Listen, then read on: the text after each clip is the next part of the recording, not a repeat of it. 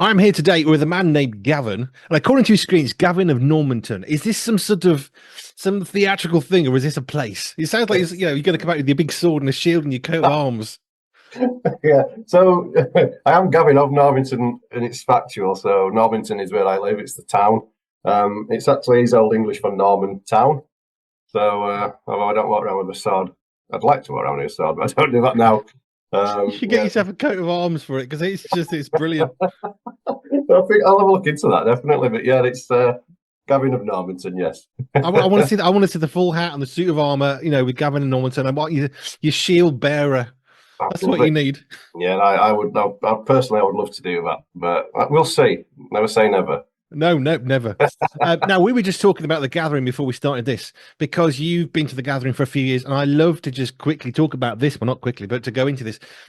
We were just saying, how do you describe it? But how would you encourage people who've never been to the gathering, think, I'm not going to a man's event, it's going to be like a woman's event for men, I don't want to do that, what's the point, it's awful, all that singing and Christian sandals with socks, what's going on? How would you encourage them to get to the gathering? Okay. Well, first, I think the only person with sandals and socks was Nathan. I think I remember sitting them. But I mean, I'm next year will be my 4th year, and for me, it's amazing to get men together and iron sharpens iron, as we know, but men together really encouraging each other in a tent, worshipping God. The sound of that is phenomenal in itself. It's so moving. But personally, I like the it sounds awful, but the non-compromising message.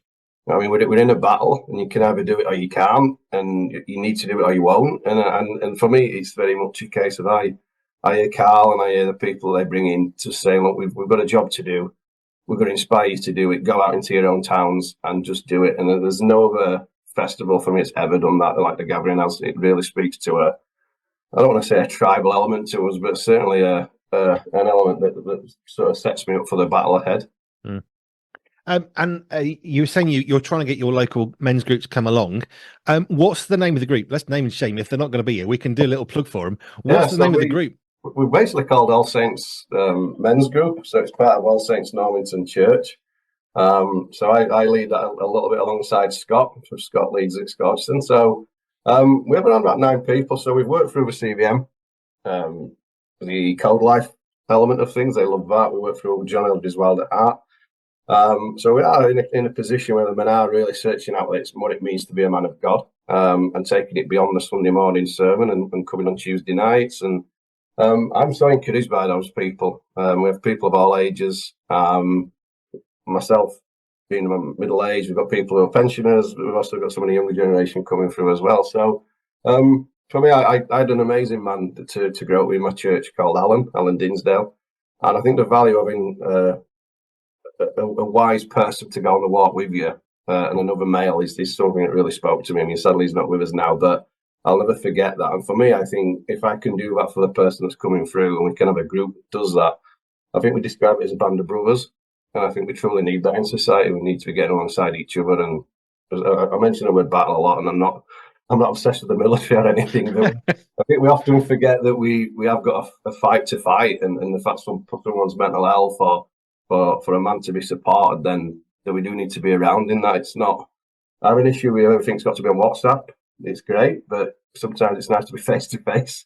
And I think that's what our men's group does. It brings together. So to get into the gathering for me is an ambition. But as we and you said, how do we sell it? Well, if you're sounding insane. Yeah, I'm going to look at the camera. If you are going to All Saints Men's Group in Normanton, get yourself to the gathering next year, because you will not regret it. It's going to change your life for good. So do as the man says and be there next year, because Andy B says. Thank you. And I think I'll need a coach for that now. Yeah, well, you 38C or something.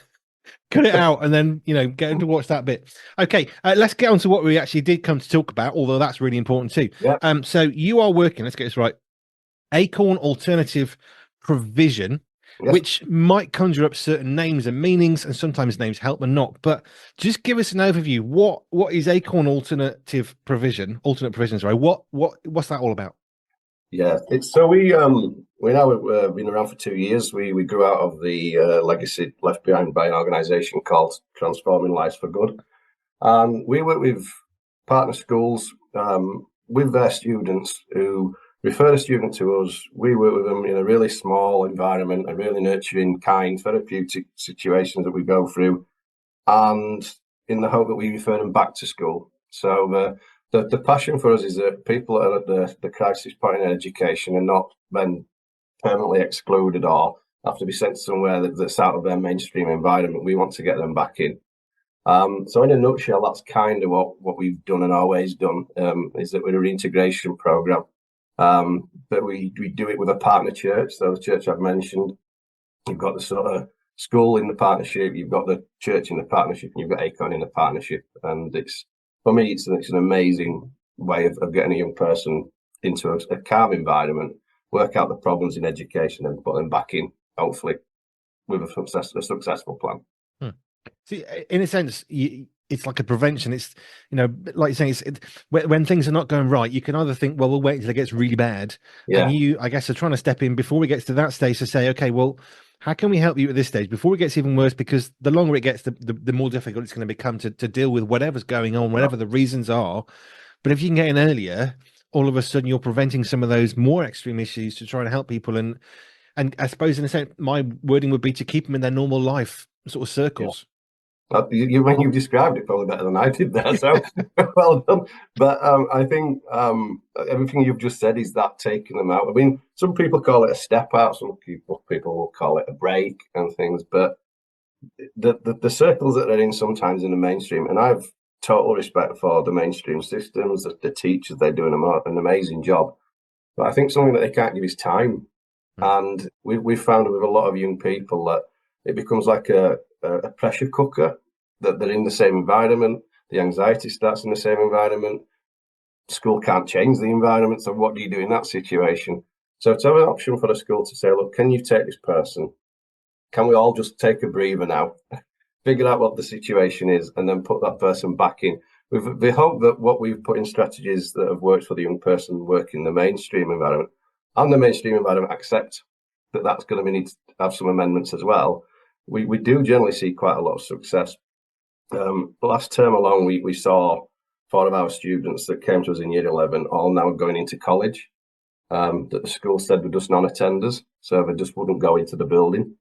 We had a student whose attendance figure, I think, 3% for that year, and went on to do their GCSEs, and then went on back into not the mainstream setting, but back into post-16. So sometimes it just takes some fine-tuning, and other times it will take a lot of reintegration and a lot of planning and a lot of discussions, but it's worth it in the end to keep somebody on a track of success, really. Just for folks who are listening that maybe not from the UK or in the UK a bit older, year 11, what ages are we talking about? GCSEs, what sort of point in the schooling is that? So that's your final year in your secondary education. So the year 11, you're around about 15, 16 going. It's so as in my year, you either had a choice at that point where you went into some sort of work or you went into college, really. So that's where the year 11 comes in. But we do get students in every single year of the secondary. So we might have a year 7 come to us, which is the beginning of their secondary education. So you're looking at around about 11-year-old, 12-year-old. So yeah, the wide range of I don't know what they'd call it in other places, really, because the terminology's changed for me. I still work on first school, middle school, high school. So first year secondary, that was what I think of. Yeah. But that's it. Yeah, I mean, the success level of what we do sometimes differs by the year of school learning when they come to Acorn. We'll probably say to a school, if you're sending a year 11, they're probably going to stay with us for that entire school year. We'll just get them to the point where they can make choices and they're confident in themselves, that the self-esteem is built up to go into a new environment like college. And I think that's where we've had the greatest success sometimes, is that they've just battled against education for so many years, and then they just needed to take that break and then start to believe in themselves again. It can be a difficult time when a parent's constantly just getting text messages saying your child's done this, your child's not coming today, why is your child not attending tomorrow? All of the things that go through a process of communication from a school, you can find it's just so disconnect them from the family. I'm not sending my child at all because I fell out with the school, and then you've got a kid that's totally lost to the system. So again, I think we can be mediators in that as well, and Acorn does that exceptionally well. We meet with families and the school and ourselves in the same room before we accept a student, so the student can see that everyone in that room is there for them. We don't go forward unless we can get all those people in the room together. And again, I think that's a part of our success, is that they do see a package in front of them, a core group of people that say, look, you're not doing well, however that looks, but we love you and we want you to work really hard because the school's invested in this for you. We don't want to get rid of you, we want to keep you. And we are taken back by that kind of passion from the school. It would be easier for us to let you go, but we want to get you back. And that changes the dynamic then. I guess it's easy to think, okay, we've got a mental health crisis. Younger people are getting more extremely mentally ill earlier in life. And I guess we look at spending time as well. What strategy, what can we do? Where can we throw the money to fix the problem? But actually so often, and this goes across the board, any age, a 1-year-old, a 6-week-old baby, up to an 85-year-old, 90-year-old, we all want time. We want to tell our story. We want someone who is going to take the time to listen to us. But if people keep talking at us, well, we just end up going into our shell. And if we're not struggling with issues, we can still find ourselves doing that. How much more in a school where you're under pressure? I remember the pressure at school. Yeah. I remember I can't cope with the jump from GCSE to A-level, the mental strain of the level of sort of time you have to put into that. I remember saying that I was sharing with some people, I'm not coping with this. The strain and the stress is a huge jump from GCSE to A-level. And I remember another guy saying, oh, you know nothing about pressure. Wait till you get the real world. But at 15, 16, 17, actually, you don't have the maturity to deal with some of that stuff. And all of a sudden, these simpler things, as they might be perceived by older people, they're not simpler things when you're 15, 16, 17. Hormones are changing. Life is changing. Outlook is changing. These are massive stresses. And just giving someone the time to say what they're going through. Exactly. It's life-changing.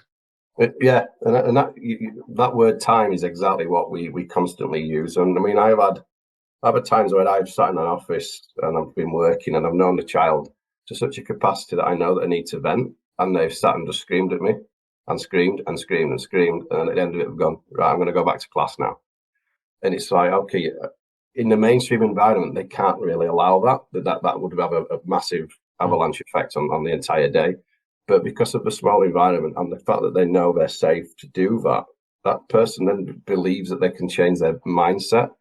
It takes away the pressure cooker feeling of being in an environment where there's another 30 kids watching you have some sort of a crisis. So, I mean, I think you mentioned what school like for yourself, and when I went to school, I was schooling not a qualification to my name, so I always find it's an amazing sense of humour of God that I'm now in a position where I'm helping school with their students and the school that I used to attend, which is really ironic.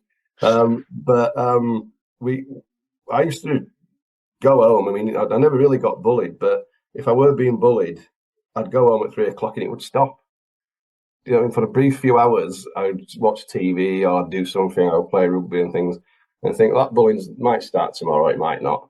What we have now is a child that will go home and put a phone on, and the bullying carries on. And the bullying carries on. And I think no one's brain is designed to take in that much technology and that much information, let alone that much negativity and anxiety. And I think we have kind of got ourselves into a little bit of a position where the world just doesn't set up right. So when we say like we're easy in our day, it probably was. It was tougher in our day, and you have to toughen up. It probably was tougher in some capacity, but I did feel like you could switch off from these things. And I can't remember at 15 having this much anxiety and being concerned about the world of Instagram and concerned about TikTok and how's that going to look. And we are seeing a real issue now with the mental health, I think, not just down to technology, but certainly a world where the brain's just never switching off. There's a constant need for dopamine and a constant need. And then when they've done all that at home, we go to school and the school says, well, we don't now need you to concentrate and get through 6 hours a day of constant learning.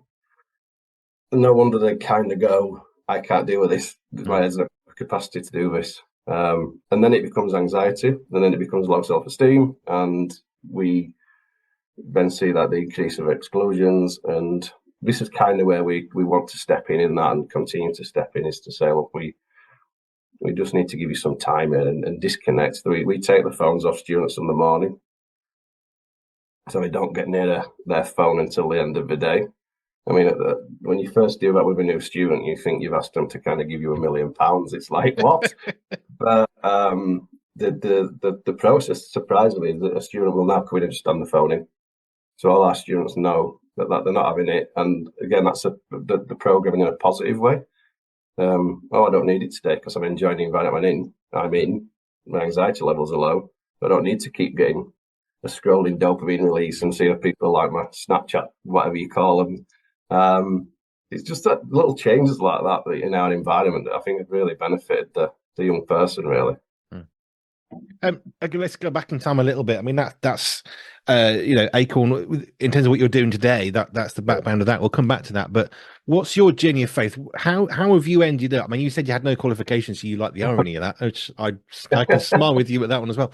But what was your journey? I mean, what's your childhood? Were you church? Were you non-church? Where does God kind of fit into your life that you're now working with? I'm guessing a Christian charity that helps people. Yeah. How did God get you there? Oh, wow. So I grew up I still have a wonderful, wonderful family. My dad was a miner. I went on to be a butcher. My mum was fortunate to work to be able to stay at home.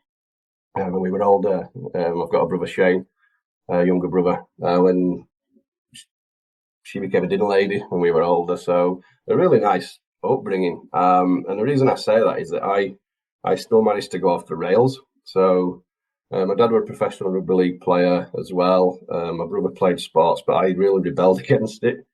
I went through a phase of my idols were your musicians of the time, like Kurt Cobain, obsessed with Jim Morrison, things like that, which then led me down the smoking of lots of substances and doing lots of substances. But I think one of the things that did come out a lot of my childhood was being around rugby clubs and drink and alcohol and the normality of that. So my entire teenage years, probably from being about 14 right up to maybe 17, 18, was just an obsession of drinking on the streets, smoking, and to the point where, I mean, we found an old photograph of me when I was about 16, and I must have weighed about 8 stone or so, thin, and I wasn't eating. And for me, that was terrible for my mum and dad to see. And obviously, it was really an impact of why I didn't do well in school, because I just rebelled. And I kind of felt a little bit, I won't say hopeless, but I was just happy to do whatever. There was no plan or purpose in anything. As long as I could go out with my friends and have a drink, I would do any job whatsoever. So that became the priority. And I went on an 1830s holiday to Magaluf, and we were there, and the only way I can describe that is the film Hunger Games. You kind of survived it more than you did enjoy it. And I remember sitting on a balcony, and not coming from a church background, I don't know why I did this, but I just cried out to God on the balcony, went, I don't know if you exist. I don't know if you're there, but I can't do this anymore. I can't live the life where I'm constantly feeling this poorly, this ill, this empty.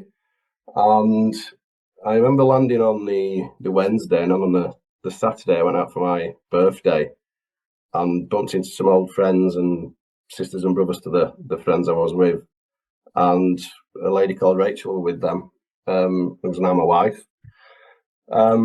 We got talking, and she came from a church background. She attended Normanton Church at the time.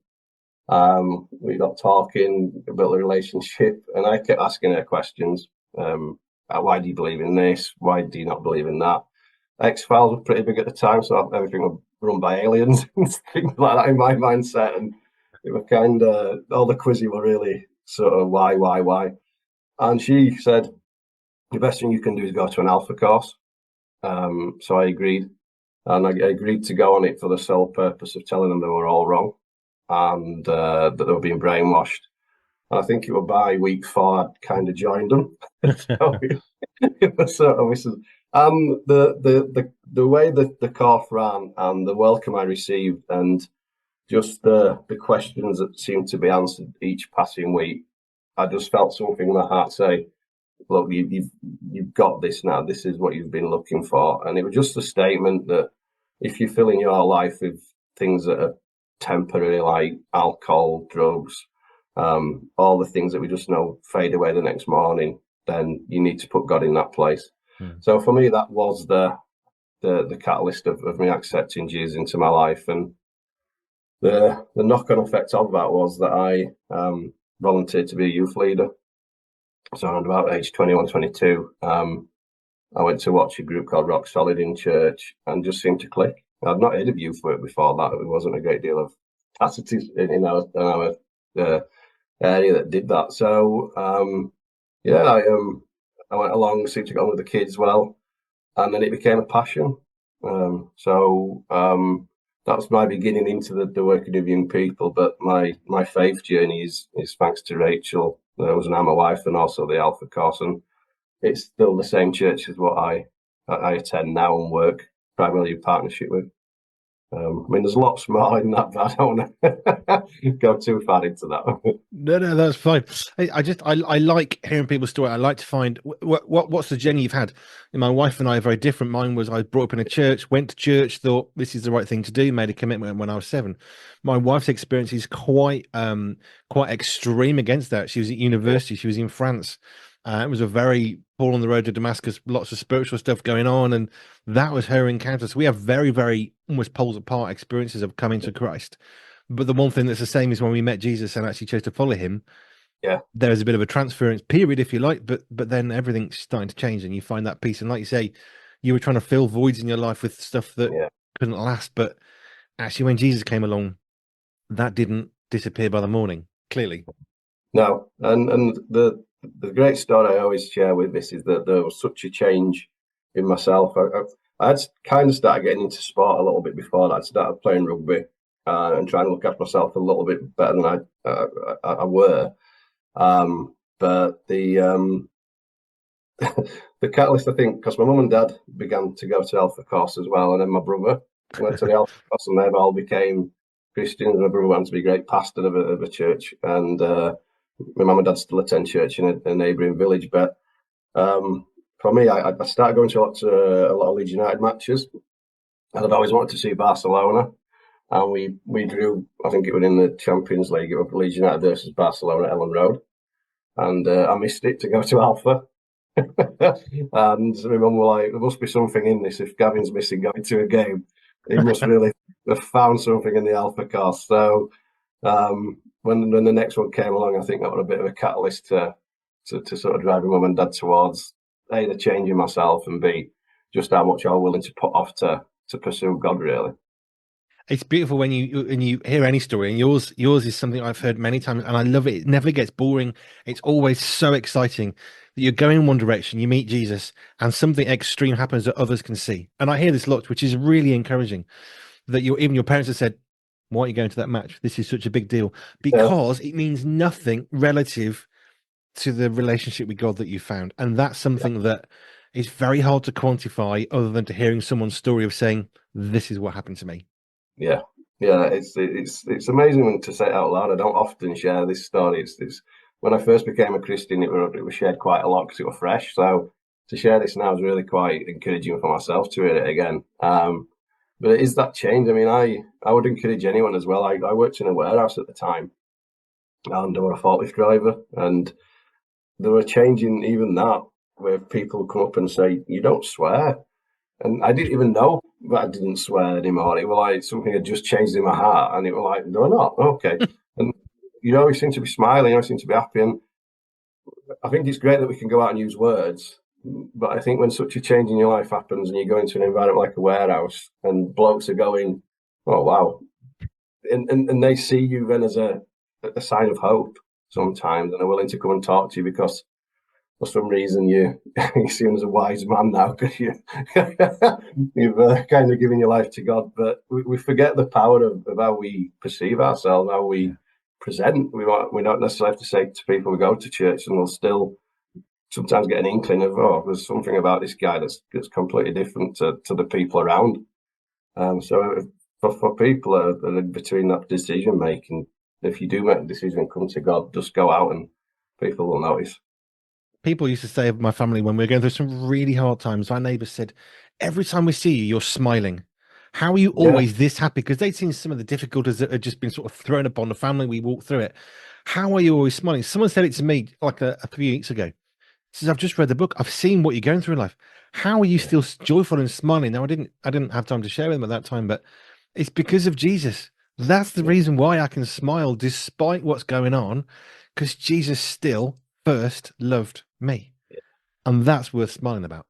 It is, and it links back to the work in Acorn, because we are very open that we are a Christian organisation, and the paperwork that's signed by a family is that we understand that you all are part of a Christian church, and you do still get that. Why aren't you angry about that? Why have you got so much time?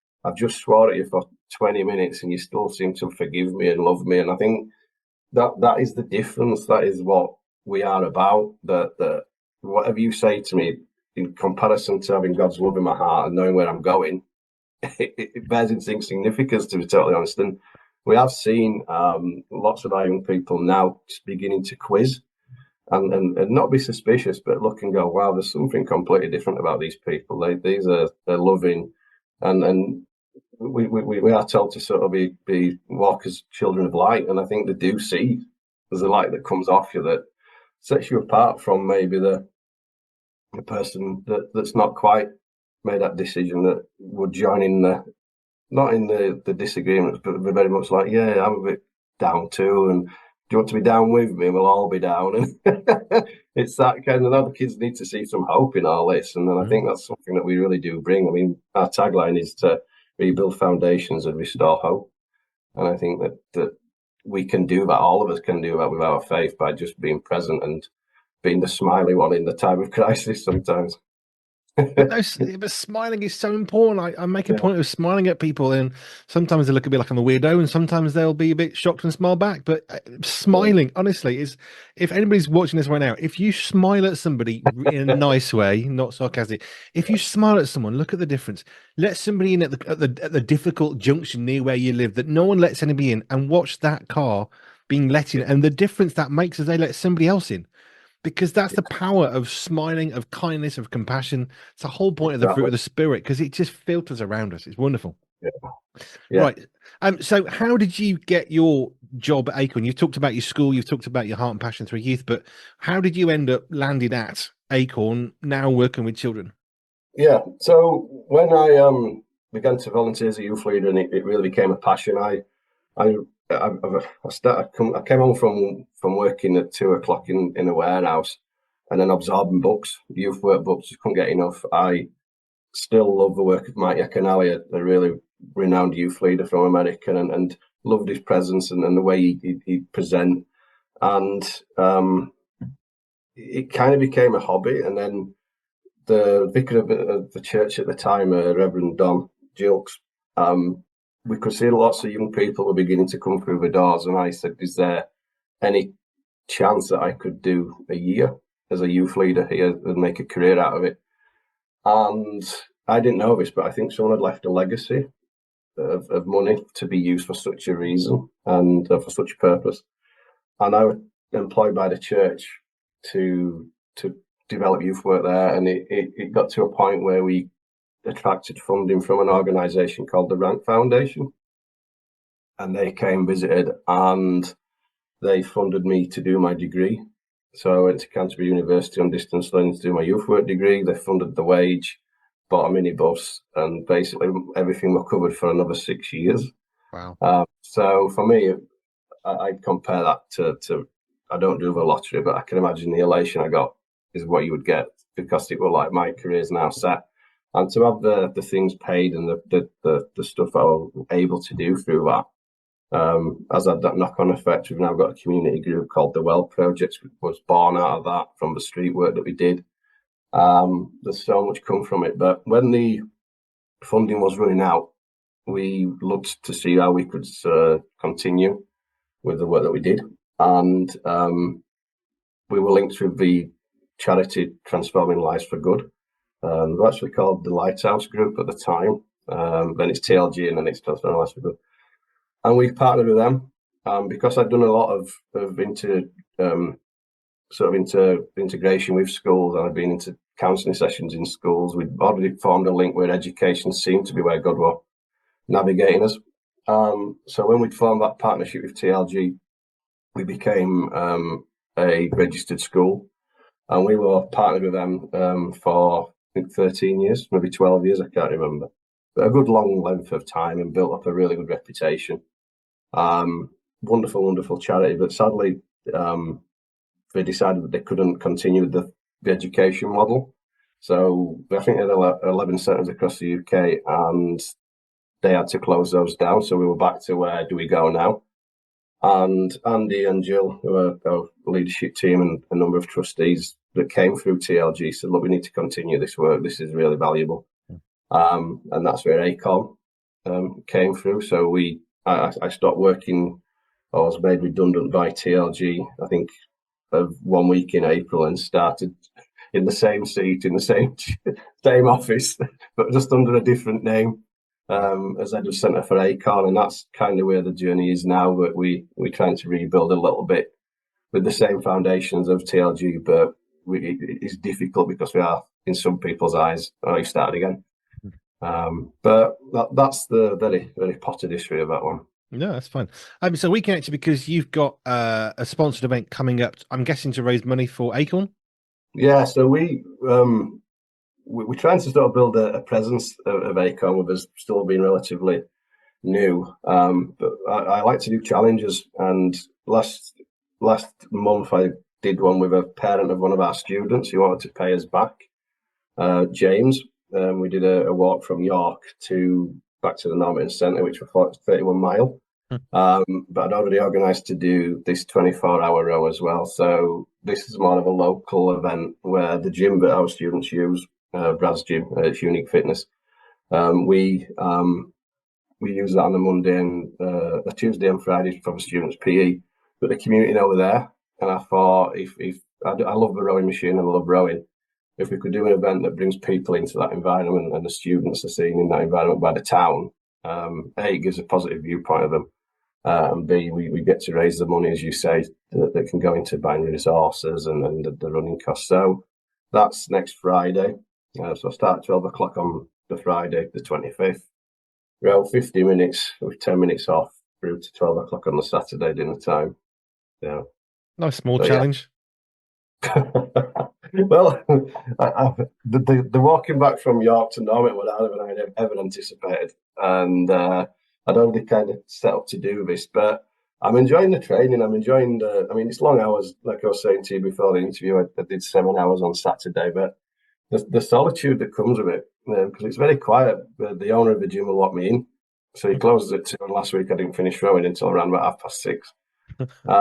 And it's just me and a rower and a screen and listening to music, and I quite enjoy the solitude. But yeah, it's not going to be easy. I've had some advice from a couple of people that have done it, and the best advice they gave me, which is not always the most helpful, but is you're not going to be fit enough to do it, so you just got to do it. You can. Like, I think any marathon is like, any marathon will tell you, you don't go out and run 26 miles a week before you do the marathon. You get to a point where you're confident, and then you have to just do it. So that's where I am now. I think this Saturday coming, I'll do about 9 hours, and I think that's where I'll be happy. Fine. Okay. Yeah. If people want to get involved with Acorn, but specifically with the sponsored row, have you got a website? Is there, is there a link from Acorn? There's not a link from the Acorn site, but we're on most social media platforms. So if you just type in Acorn Alternative Provision on LinkedIn, we pop up there. I've got a page on Facebook, which is a 24-hour row, Acorn Alternative Provision, so I can share these with you, Andy. Yeah, we'll post these with the video.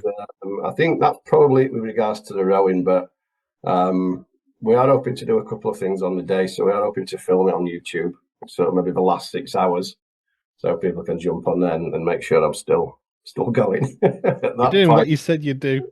Yeah, exactly, and to do the finish line. I want to make sure that the video doesn't cut off like Nathan skipping. I remember watching Nathan Blackery skip, and then it was just the camera cut off just at the celebration part. So I'm kind of edging it towards just film the last few hours, really. Make sure you got batteries that are charged. Always good. That's it. Definitely. I mean, it's strange, these little things. I mean, we're trying to share this as a lesson as well to our young people, that with there's value in preparation and there's value in perseverance, and it's all the P's, purpose, preparation and perseverance, the big things for them to learn. If we can get them prepared and they're prepared themselves to get into school, then it's the perseverance that's going to get them through to the end. And those strategies that you've put into your own life, and we do it ourselves with the Bible, don't we? We sit and we learn the things before we go out into the day, and hopefully we've taken in what Jesus wants us to do. And I think if we can put a value into what a 24-hour row means to me, but transfer it to a young person to say, look, anyone can do this. It's just easy to transfer it into other parts of your life. Don't stop, don't give in. It might hurt, but you'll feel better at the end. And the outcome will be a lot more positive than you would have if you just go, I can't be bothered, I'm not doing it. Yeah. So there's lots of reasons behind why I'm doing such a ridiculous length of time. Fair enough. I'd like to lose to the end, but if people want to find out more about Acorn, to get involved with you, whatever, what's the website for that? See, it's one of those things with the website I don't usually use myself. No, I know what you mean. That's why we've got a simple one, pure247radio.org. I can remember that. I still have my little laminated card above the monitor because when I forget. It's www.acornap.org.uk. acornap.org.uk. Okay, we'll link to that as well when we put this out.